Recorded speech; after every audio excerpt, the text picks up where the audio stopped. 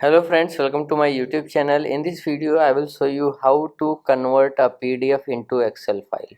Okay, so if you want to convert any PDF in Excel file, okay, so what you have to do, if you are using laptop or mobile phone, Windows or Mac OS, okay, doesn't matter, because you can use this method in laptop, mobile phone, and you don't need to install any app in your mobile or in your laptop, and it is free to convert PDF into Excel file. So what you have to do, so just open the browser, whichever browser you are using.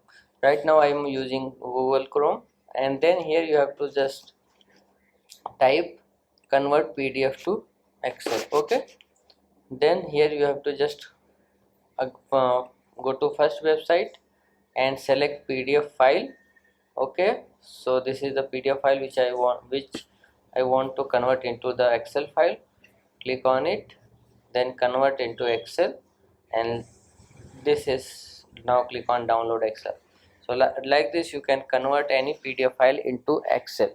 So if you like this video, please like my video and also subscribe my channel for more videos like this. Thanks for watching.